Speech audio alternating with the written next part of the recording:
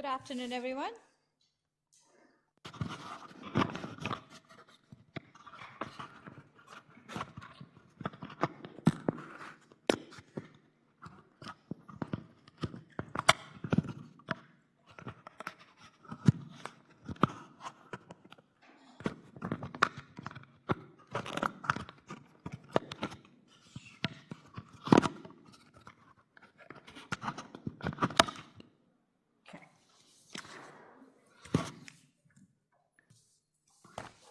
Welcome.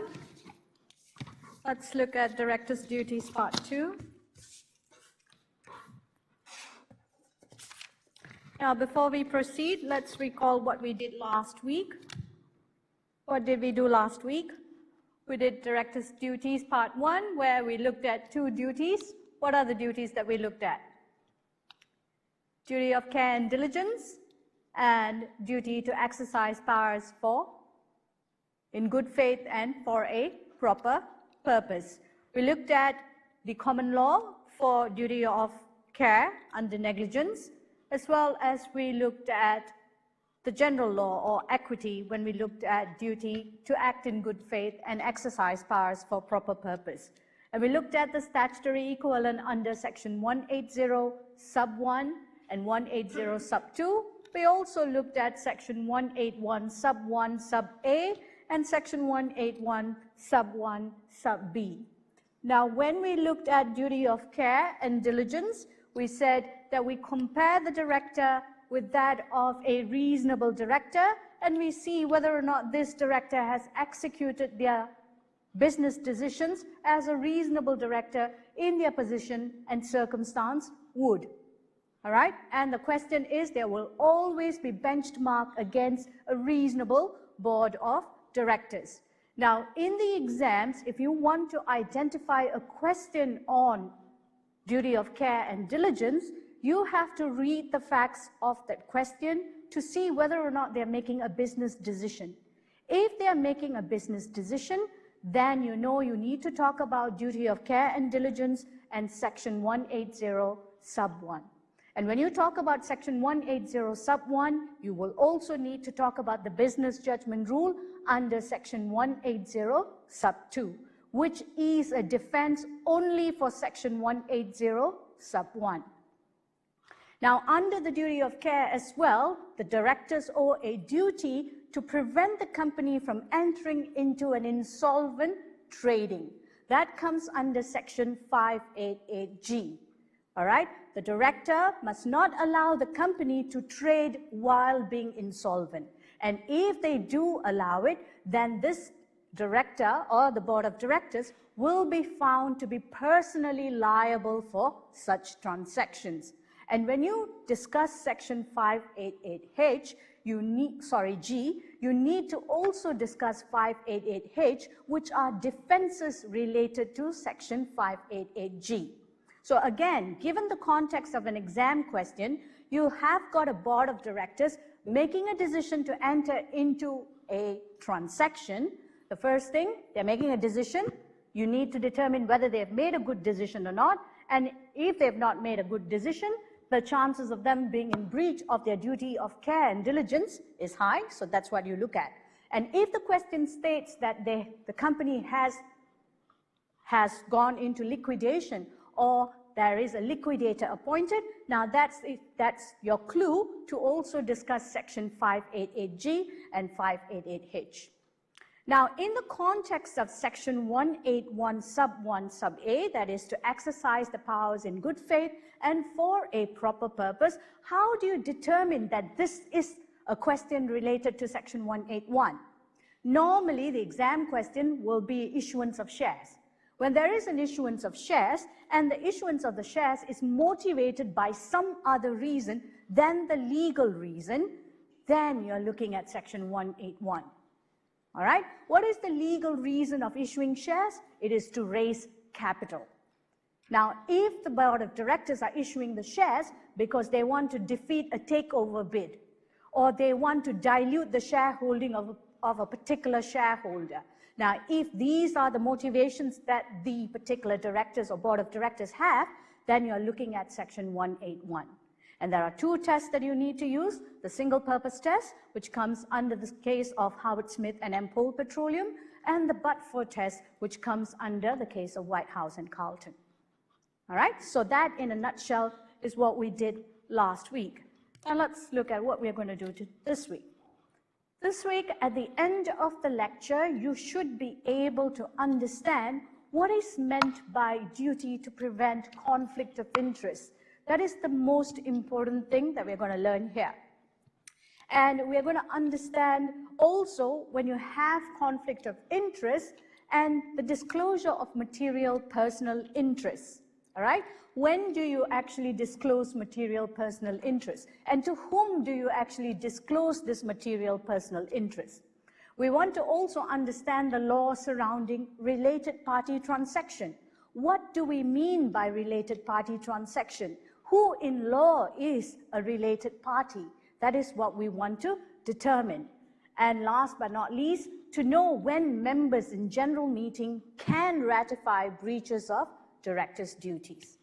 Now, this is another area altogether which talks about conflict of interest. And conflict of interest comes under general law or equity. All right? We're talking about duty to act in good faith. Now, when we talk about the duty to avoid conflict of interest, we look at three areas or three sources that we look at. One is the general law. The other is the company's constitution. And last but not least, we are looking at the Corporations Act 2001. Sometimes the general law is much more stricter than your Corporations Act. But then it also covers limited number of people as compared to your Corporations Act. Under the Corporations Act, even an employee may be found liable, whereas under general law, it will be only directors and executive officers of the company. All right? And company's constitution. Sometimes the company's constitution can allow you to do certain things, can allow the directors to have a conflict. And that's okay, because the company's constitution provides for it. Okay? These are situations that we'll look at today. Now, what does conflict of interest mean? What does it mean to you? Anyone? What does it mean? What does it mean to say you are in conflict? A director is in conflict. What does that mean?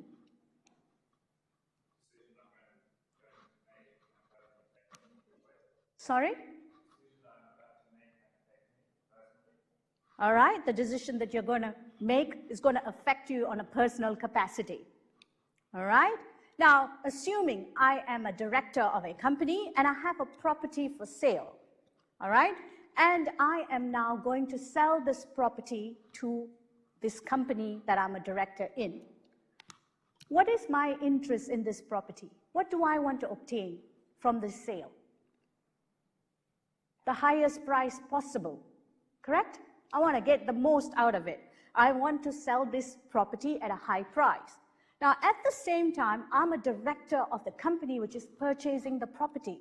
Now, what is my duty towards the company I am director of?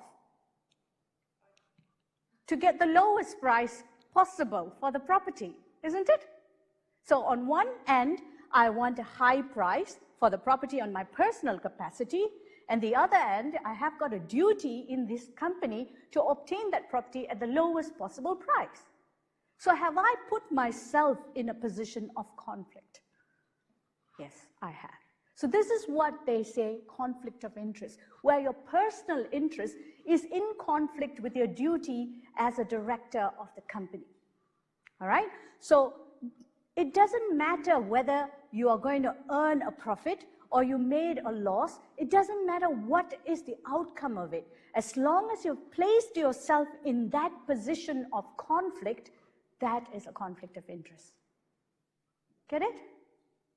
Are we good? All right. Now, directors must not place themselves in a position of conflict where their personal interest conflicts with their duty to act in the interest of the company, except where they go to the members in a general meeting and they ask or seek for approval. And if the approval is given by the members, then that's fine. Whatever that you gain out of this conflict of interest, you can retain it. or there is permission in the Constitution. The Constitution provides that the directors can have any conflicts, it doesn't matter. Then you have the right to obtain the profits and keep it to yourself. Now, these are several examples of a position of conflict, where you take away the contracts belonging to the company, where you accept bribes or secret commission, misusing company funds, taking opportunities that belongs to the company, misusing confidential information, and competing with the company. These are situations of conflict.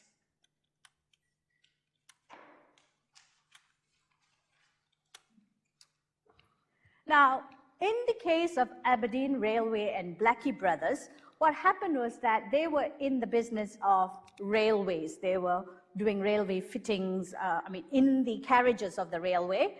And there was a contract that was entered by Aberdeen Railway Company with Blackie Brothers. Blackie Brothers was a partnership. And one of the directors of Aberdeen Railway was a partner of Blackie Brothers. And this director did not disclose to the board of directors that he was a partner of Blackie Brothers. Then Aberdeen Railway entered into a contract with Blackie Brothers, although the prices that was negotiated were at fair market value. But when the directors found out that there was one particular director who was a partner of Blackie Brothers, they decided that they wanted to terminate the contract. And when the case went to court, the court said, even if the prices were at market rate, even if they were reasonable, the director has placed himself in a position of conflict, because on one hand, he has got his personal interest, and the other hand, his duty towards the company. And therefore, Aberdeen Railways was allowed to set aside the contract that they have entered into with Blackie Brothers, just because that the director has breached his duty to prevent conflict. All right?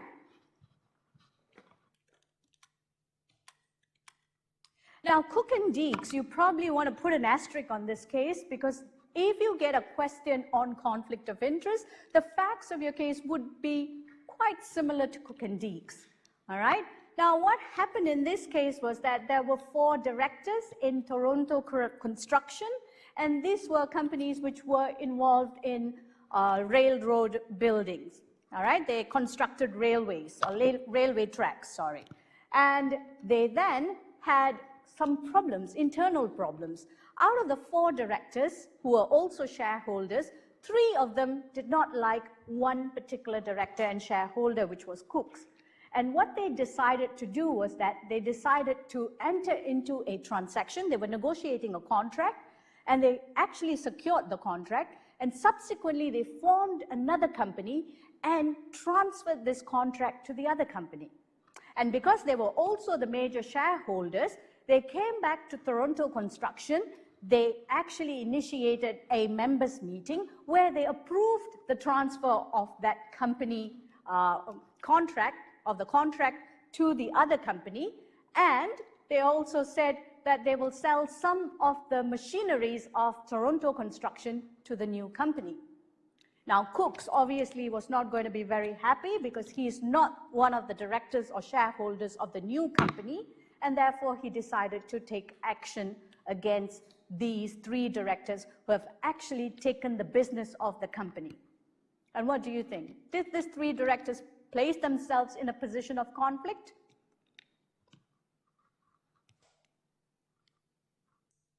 Did they place themselves in a position of conflict? Yes? No?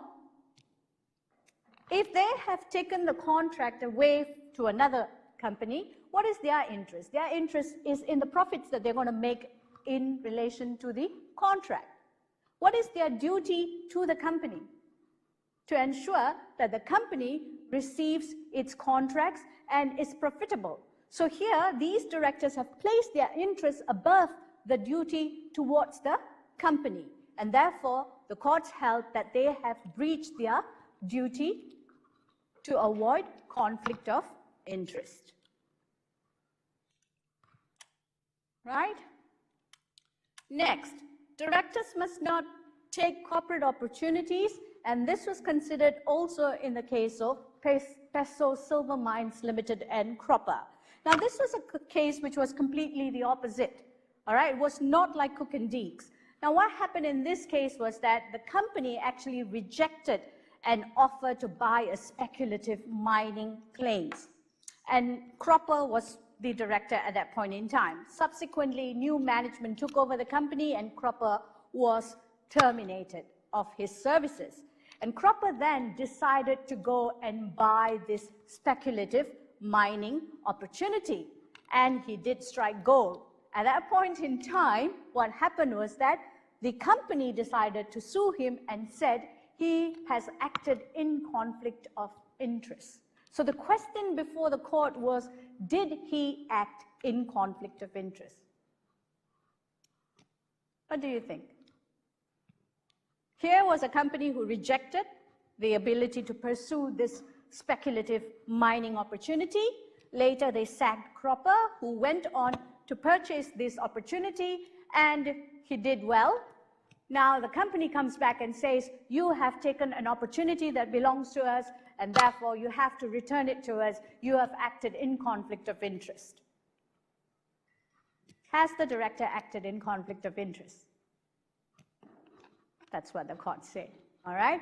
Cropper had not breached his duty to disclose, as the information that he used in order to acquire that speculative mining opportunity was something that was made available to the rest of the investors. He had not got any other information that was over and above that he has acquired as a director of that particular company. And secondly, the company did not have any interest in that particular transaction simply because they've already rejected it earlier on.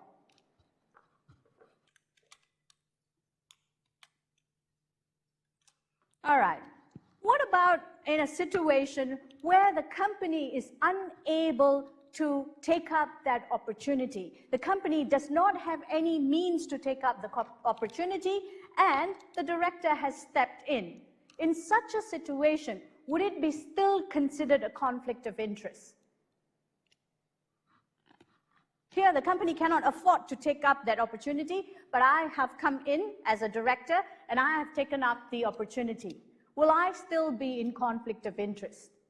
That is the question that's being raised in the case of Regal Hastings Limited and Gulliver. Now, what happened in this case was that they had, Regal owned a cinema and they had a land, all right? They had 20 shareholders and 5 directors, and they decided to acquire a lease to actually have 2 other cinemas. Now, Regal Hastings Limited did not have any money, so the landlord wanted them to place a £5,000 of advance payment. And all Regal Hastings had was £2,000. Now, the other directors and its solicitors decided to pump in the balance of £3,000. And subsequently, the group of companies with the cinemas was sold, and the directors made a profit. And the new company which took over Regal Hastings decided to come after the directors who made the profit after the sale. Now, the question before the court was, did they place themselves in a position of conflict? Remember, when I talk about conflict, your personal interest against your duty towards the company. Did they place their personal interest over and above their duty towards the company? That was the question that you need to answer. It doesn't matter whether they were honest, they were dishonest, or whatever. As long as they placed themselves in a position of conflict, that would suffice for the courts to hold that they have breached their duty. It is a very strict duty. It doesn't care whether you've been honest or you've been dishonest or whatever. As long as you put your personal interests ahead, even if you've made losses, it doesn't matter. You have still placed your interests above your duty towards the company. And this is how you will look at it when you look at it in your exam question. You have to see whether the directors have placed their personal interests ahead their duty to act in the best interest of the company. Although the directors had acted honestly, they had profited from an opportunity that arose from their position as a director, and they failed to make proper disclosure to the members in general meeting and had not received approval to take up the shares from which they profited, and therefore they were deemed to have been in breach of their duty to avoid conflict of interest. Now, this is very clear-cut. If you were a director of a company, you must not resign and then go on to take the opportunity that belongs to the company. And this was considered in the case of Canadian Aero Services Limited and O'Malley. Here, 2 executive officers resigned, and then they formed their own company and obtained a contract in which the company was involved. Now, they were the directors of that company. They knew about the company making some, they were forwarding some tenders. So they knew, they acted on behalf of the company in relation to the tenders. Subsequently, they resigned, and then they went on to tender for the same project, and they got the project. Obviously, they will know what is the amount that they should tender because they worked in the initial project and they undercut the other company. So here they have resigned and they have taken the opportunity that belongs to the other company. Here it was held, the executive officers owed a fiduciary duty to the company, and it was their position in the company rather than the new initiative that led them to the opportunity. They were aware of the opportunity, and they were aware of all the possible amount of money that would be made or to be tendered because of their position as an executive officer in that company. Now, if they did not have that position, will they get to know all this information? No, they would not be able to find this information. So it is their position that allowed them to find this information, and therefore they did take up an opportunity that belongs to the company. Now, directors must not take bribes or make undisclosed profits. This was considered in the case of Furs and Tomkeys, Furs Limited and Tomkeys. Now, what happened in this case?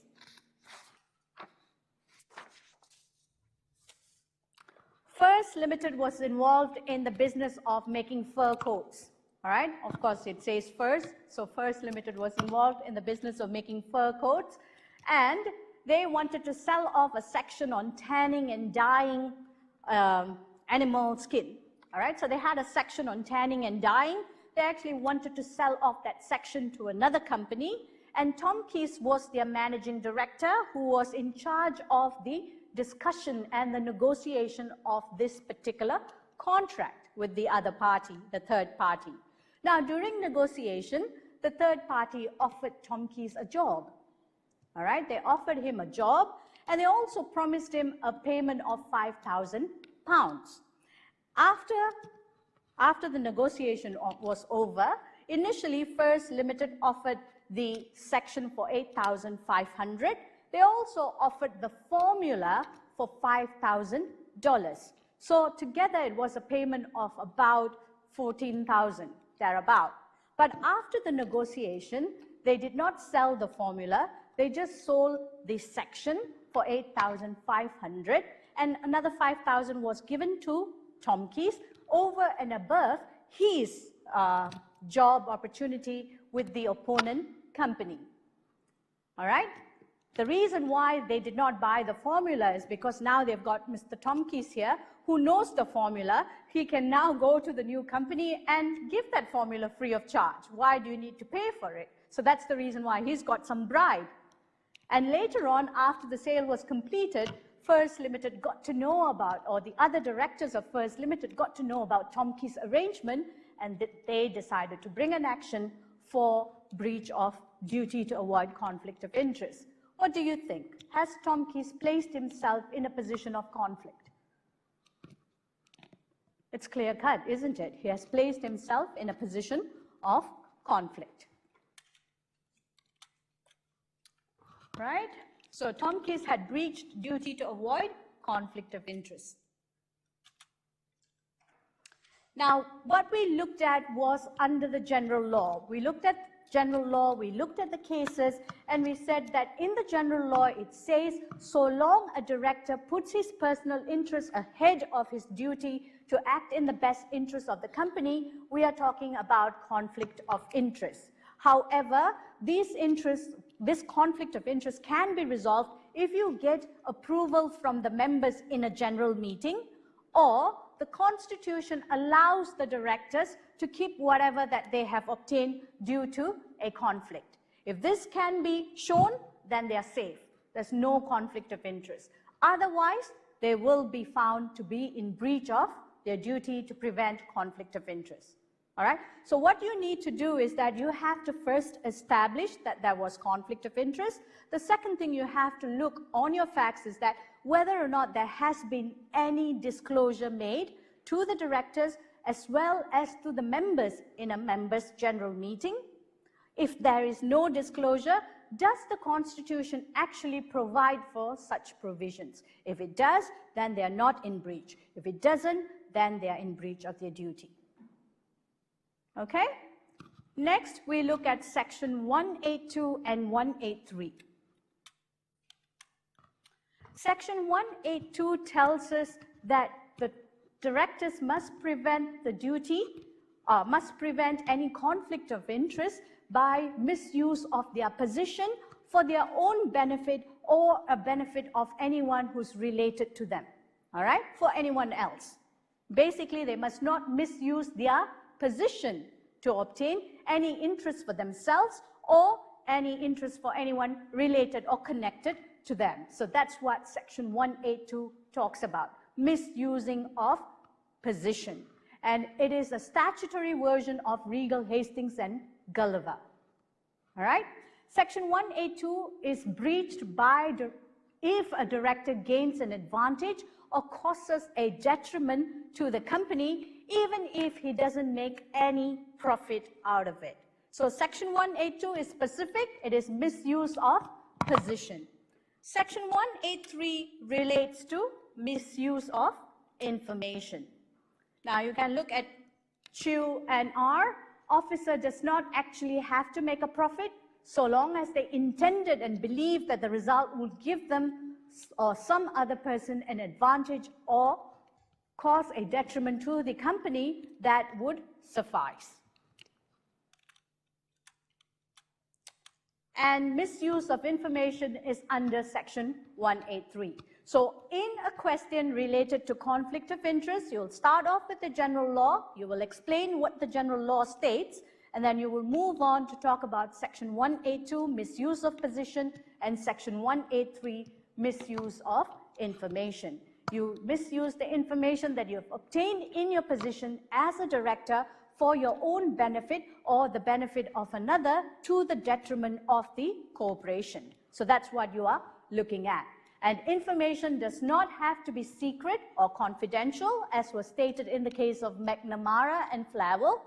And in Essek and Vizard, what happened was that he used some information that he obtained and invested and made a loss. He actually made a loss by using this information, but he was still found to be in breach of his duty because he has got or obtained this information in his position as a director, and he used it for his own benefit. So it doesn't matter whether you actually make a profit or not. It doesn't even matter whether you made a profit. You will still be found in breach of the duty. And unfortunately for him, not only did he lose his money through investing, he also had been fined and been disqualified from managing a company for 10 years. So it doesn't profit you to misuse information.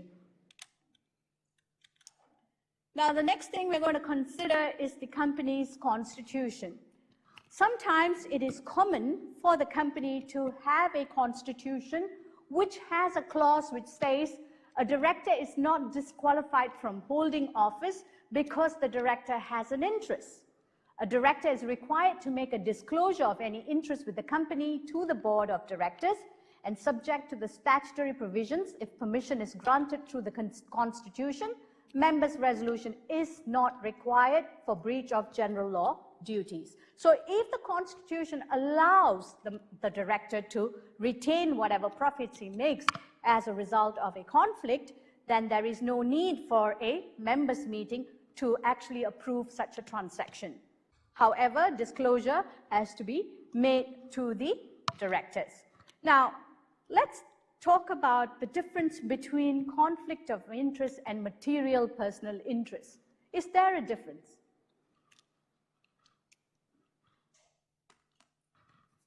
Assuming I am a director in a coffee bean company, all right? And I'm also a director in a packaging company.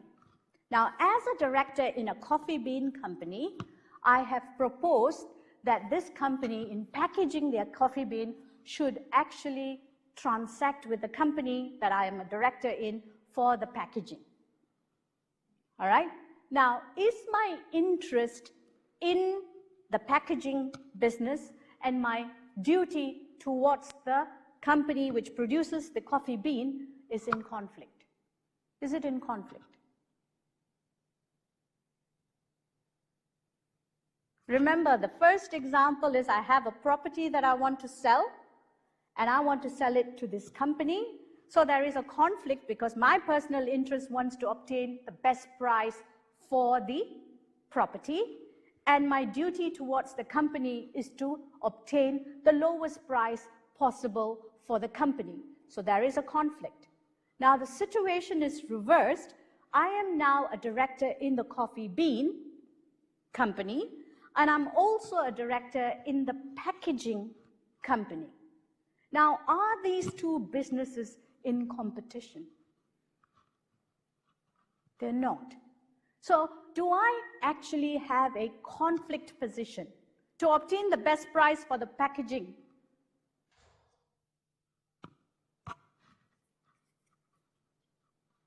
It is a situation that you need to consider. Sometimes it is not a conflict of interest, but rather I may get a personal material interest. If this transaction falls through, I may get some benefit from it. And because I get a benefit out of it, I'm actually getting a material personal interest. It is not necessarily in conflict. And because I'm obtaining a material personal interest, I must now disclose the possibility of me getting that material personal interest in the directors' meeting. I must tell them, look, if this transaction goes through, I will get some benefit because I'm also a director of that particular company. All right? All right. A director? Okay, we've done this. Let's move on. And this is where we will look at the statutory requirements for disclosure of material personal interest, which comes under section 191. Now, under the general law, anytime you have got any interest, you have to convene a general meeting and you have to get the approval from the members. Now, convening general meeting and getting approval from members is much more tougher. All right, so general law tells you you need to convene a general meeting. However, statute under section 191, it says disclosure can be made to a board of directors meeting, which is much less onerous than going to the members meeting. Do you see the difference? General law requires members to approve, whereas under the statute, board of directors can approve such transaction. All right? And that's what it states here. A director must disclose any material personal interest to the board unless exempted as provided under section 191 sub 2. Section 193 states that section 191 requirement is in addition to the general law duties. Sometimes you would disclose to the board of directors and you probably have to also convene a general meeting to get the approval of the members. All right? And section 194 and 195 is very important. Section 194, i.e. a replaceable rule, is applicable to a proprietary company, which means the person, i.e. the director who has the material personal interest, can be present in the directors' meeting where they are considering the personal material interest, and he can also vote in relation to that transaction. Say for an instance, if I talked about just now the coffee bean and the packaging, and now they're talking about, or they're discussing about this packaging contract, whether to enter into such a contract, and assuming this is a proprietary company, I as a director still can attend that meeting and I can still vote on that transaction. I can attend and vote. But if this was a public company, then I cannot attend and I cannot vote on that matter. That's the general rule. I cannot attend and I cannot vote on that matter. But if the other directors are okay for me to attend, then I can attend, may not vote. If they are okay with me to attend and vote, then I can attend and vote. All right? So here, if a director of a proprietary company discloses a material interest, the director will be able to vote on matters relating to that interest. Replaceable Rule 194. For a public company who has a material personal interest, cannot be present or vote on matters relating to the interest, Section 195. Now, please note, Section 195 is not a replaceable rule, it is a section, and therefore you cannot replace it.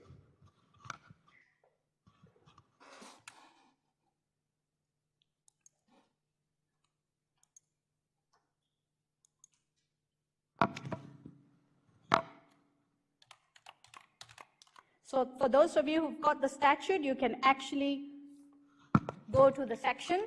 We'll just go through it briefly.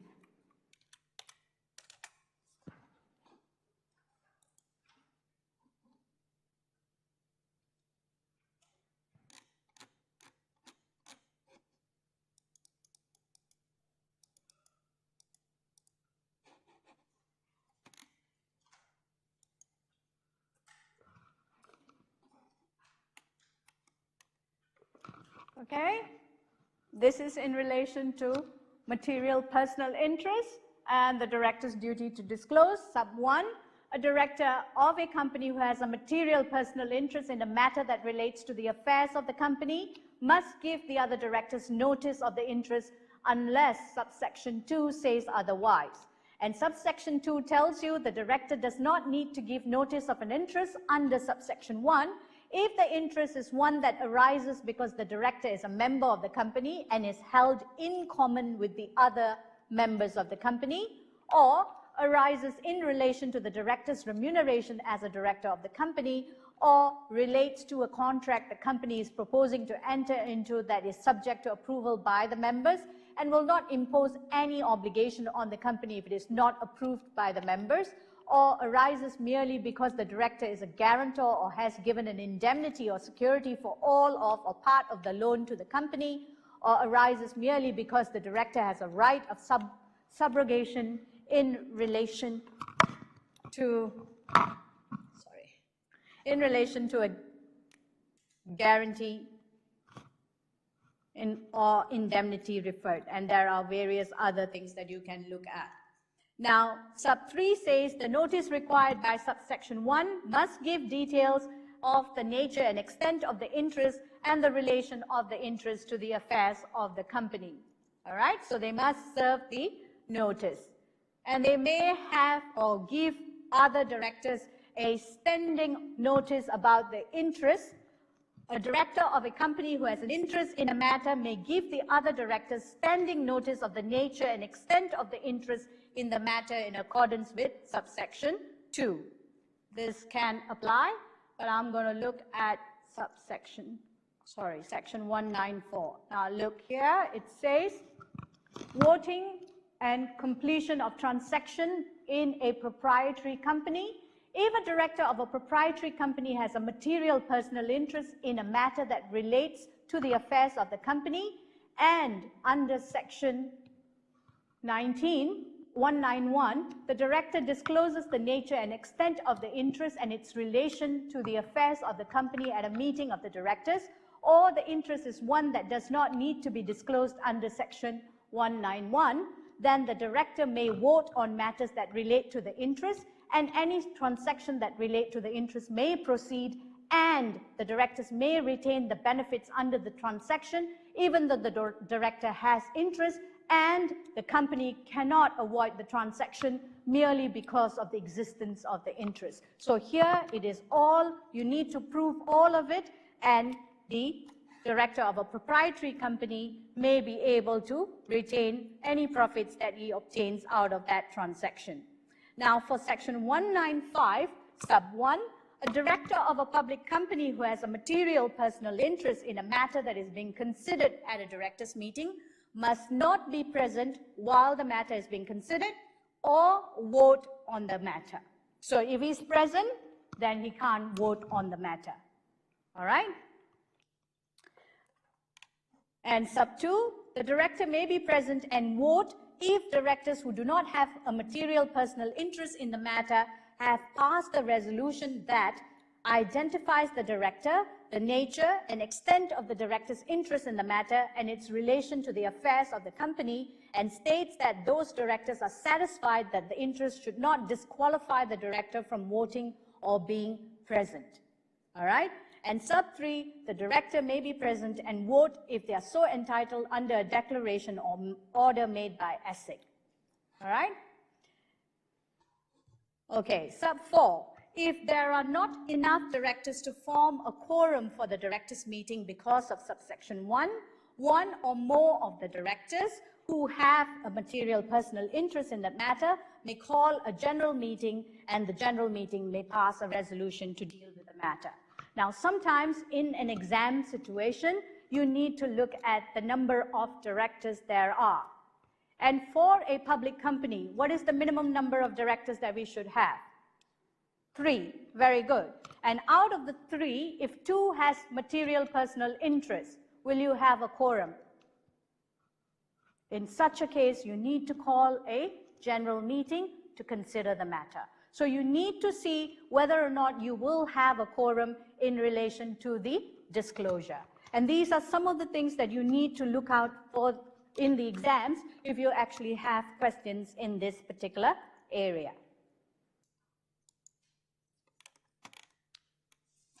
All right? So this, in a nutshell, section 191, material personal interest disclosed at a meeting of directors.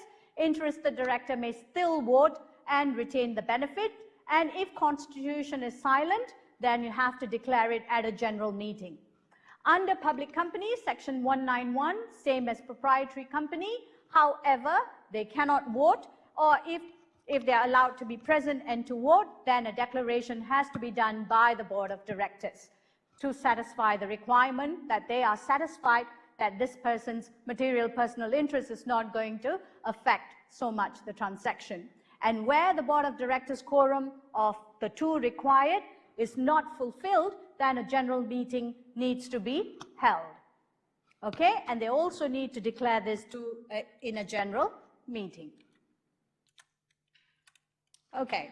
Next, we talk about related party transaction. What if I was a director of a company and I ask this company to enter into a transaction where my son is the owner of that particular business? Okay, he is the majority shareholder and he is the sole director of that company. I'm a director of a public company, all right? Say I'm a director of Telstra, one of the directors of Telstra, and I've decided to tell Telstra that they should enter into a contract with optic cable provider, and the optic cable provider business is owned by my son, 100%. What happens? What type of transaction is this? Is it a situation where I have got a conflict? Now, this would be deemed to be a related party transaction because I am a mother who has got a son who's running this business, and because I am a director of a public company, related party transaction needs to be disclosed, and it needs to be disclosed at a members meeting. Now, please note, related party transaction does not apply to a proprietary company. It only applies to a public company.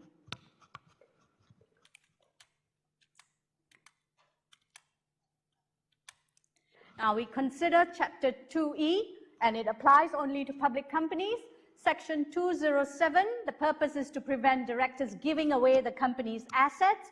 208, the giving of financial benefit by a public company can only proceed with the members' approval. Now, who is a related party is defined under Section 228. It does not include brothers and sisters. It is your mother, your father, your son, your daughter, your spouse. These are people who are considered as your related parties. All right, if you have a brother or a sister, they're not defined as a related party, but they still could come under the definition where you may get some benefit out of them. So you can look at that later. Now, 229 states what is a financial benefit. What do you actually mean by a financial benefit? What is a financial benefit? And in the earlier transaction that I talked about, if my son was the owner of the other business, am I going to get some financial benefit? Possibly. All right, let's look at the definitions.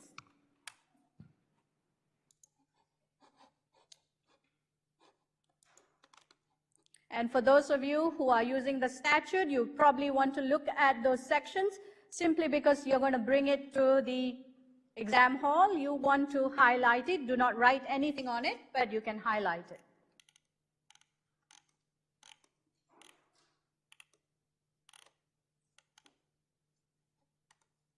Okay. In terms of related party, an entity that controls a public company is a related party of the public company, directors and their spouses. The following persons are related parties of a public company: directors of the public company, directors of an entity that controls the public company. If the public company is controlled by an entity that is not a body corporate, each of the persons making up the controlling entity, spouses of the persons referred to in paragraphs A, B, and C, relatives of directors and spouses, the following relatives of persons referred to in subsection 2, i.e. parents and children, all right? But it doesn't mention siblings, all right? And an entity controlled by a related party referred to in sections 1, sub 1, sub 2, and sub 3 is a related party of the public company unless the entity is also controlled by the public company. And related party in previous 6 months, an entity is a related party of a public company at a particular time if the entity was a related party of the public company of a kind referred to in subsections 1, 2, 3, and 4. Now, you don't have to concern yourself so much about that, but you have to only remember that when we talk about related party, we're talking about the spouses, we're talking about the parents, and we're talking about the children. Now, if you have in the question any form of relationship being mentioned, you should be triggered. The first thing you have to look out for, is it a public company? If it is a public company, you know you need to talk about related party transactions. And giving a financial benefit is defined here. In determining whether a financial benefit is given for the purposes of this chapter, give a broad interpretation of financial benefits being given, even if criminal or civil liabilities may be involved, and the economic and commercial substance of conduct is to prevail over its legal form and disregard any consideration that is or may be given for the benefits. So what is financial benefit? It is giving a financial benefit indirectly, for an example, through one or more interposed entities, giving a financial benefit by making an informal agreement, oral agreement, or an agreement that has no binding force, giving financial benefit that does not involve paying money, for an example, by conferring a financial advantage. All right? So here it could be, I'm offered a holiday to the Malibus or the Seychelles Islands. That is also a financial benefit. All right? So anything that is of benefit. And of course, you will look at sections 208 right up to 216. All right. Now, the general rule is that when you have a related party transaction, you must get approval from the members, which means you must call for a members meeting and you must table this as a resolution to be approved by the members. However, if you can prove that that particular transaction is falling under one of these exceptions, then you do not have to table it in a members meeting. One such example would be transactions at arm's length. Now, if the board of directors can prove that this contract that they're going to sign with this other party where there is a related transaction or is a related party transaction, but the amount that's being offered by that particular company is comparable to the rest of the quotes that they've got. Say, assuming they've got 3 quotes, one from a related party company, the other 2 is from other companies, and they can show that it is all reasonable and at market value. So if it's at market value, that means it is at arm's length dealing. In such a case, it will fall under this exception, and you do not have to make a disclosure in the, or get approval of the members in the general meeting. So you need to prove that it falls within one of the exception. And arm's length transaction is one of the more popular exceptions that will be examined in the examination. So 210, remuneration or reimbursement for officers and employees, indemnities, exemptions, insurance premium and legal costs. 213, small scale benefits under 5,000. If you can prove that the transaction is a small scale benefit, then it will fall under the exception. That will be examined possibly. 214, benefits provided to or by closely held subsidiaries. No. 215, fair benefits to related parties as members. All right. Now the highly examinable ones would be 210 and 213. So those of you who've got a cheat sheet, you just may want to write all these particular exceptions. All right. So in a nutshell, when you have a public company, you look, first you need to determine whether it's a related party, i.e. whether it's a spouse, whether it's a parent, or whether there's a children involved. And if it is, then you look at whether there is financial benefit. You can find financial benefit, then you have to proceed to get approval. The first thing that you do is members must permit the resolution. Within 15 months, members are fully informed and the related parties do not vote. However, if you can prove that it falls under the exception, then that would not be required. All right? So, how do you do related party transaction? First thing you have to determine whether or not it is a public company. If it's not a public company, no related party transaction. It doesn't apply. Second thing you need to know or need to find out whether there is a related party. Third, there is a financial benefit being given. Fourth, you want to find out whether they will fall under any exceptions, and if they don't, then you have to go and call for a members meeting to get approval for this transaction.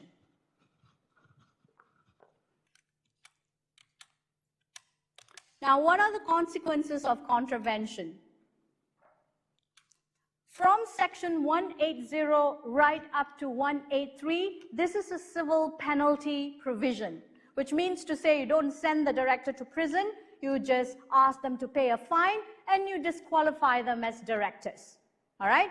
However, section 184 is a criminal equivalent of section 180, 1, 2, and 3. All right? Section 184 is criminal equivalent, but we are just looking at the civil penalty. Now, breach of statutory duties, as I've already informed earlier, this will be enforced by ASIC because ASIC is the custodian of Corporations Act. Under sections 1317E, courts can declare contravention of the stated corporation law sections. 1317G, they can grant penalty order of up to 200,000. 1317H, so you have EGH, court can grant compensation orders, and disqualification orders can also apply. and criminal proceedings under Section 184, the fines can go up to 340,000. Section 1317L, civil proceedings can apply, proof on balance of probabilities. Now, this is evidential. When we talk about civil liabilities, you only have to prove up to 51%, but if you talk about criminal liability, the standard of proof or the burden of proof will increase. Now, Section 1317N, if directors are dishonest, it can give rise to criminal offense. 1317P can't run both civil and criminal proceedings together, and you can't admit civil evidence in criminal proceedings.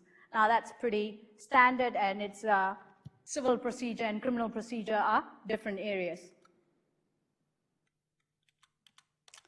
And as I've told you also prior, any general law provisions that have been breached, the action will be brought by the company. However, the difficulty would be where the directors are also the majority shareholders, what are the chances that the company will take action? If the persons who are doing the things that they are not supposed to do are the directors, and they are also the major shareholders. Assuming you have 4 directors, 3 of them, like Cook and Deeks, 3 of them are doing something wrong, and they are also the majority shareholders. What are the chances that the company will take action against themselves? 0. So that's why after your tuition-free week, we'll look at members' remedies, and we'll see how a member, a minority member, can actually overcome those situations. All right, we'll look at derivative action and see whether or not a member would be allowed to take action on behalf of the company. And under common law, you will get damages or compensation, account of profits, rescission of the contract, and return of the property. Now, in a nutshell, what we have looked at is we have looked at duty to prevent conflict of interest. We have looked at it under general law. We have looked at it, the provision in relation to the Constitution, and we have looked at Section 182 and 183. Then we have come to the disclosure of material personal interest. We looked at Section 191, and we looked at replaceable Rule 194, which talked about procedures that the directors need to undertake, and also that's for a proprietary company, and for a public company, we looked at Section 195. And then we went on further to consider related party transaction under Section 207, 208. We defined the related party by virtue of Section 228, and we defined financial benefit under 229. We also said there are exceptions provided under Sections 210 right up to 216. Now, please remember, if you have a question which talks about one part, they ask about something, and the second part, they say, what are the procedures that the directors should have undertaken? You immediately need to consider the procedure of disclosure. All right? So they're asking you questions on disclosure, and that's what you have to concentrate on in relation to that particular question. So basically, we have covered disclosure of material personal interest and disclosure requirements, as well as disclosure of interest in public companies and related party transactions and penalties. Now, penalties, you just generally need to know it. You can make 1 or 2 statements about it in the exams, can get 1 or 2 marks out of it. That, in a whole, is what directors' duties has all been about. From topic 6 and 7, you may get 1 combination in the exams, which is worth 40% of the total marks from the exams, which is 20 out of 50. So it is very, very key for you to know this area very well, and in your cheat sheet, you must mention all these duties, and when you have a question, you must be able to identify which duty actually applies to the facts. A lot of times, students misread the question, and they wrongly interpret it and wrongly use the director's duties, as a result of which they don't secure any marks or sometimes very minimal marks. All right? Have a good tuition-free week, not assignment-free week. I'll see you all after this.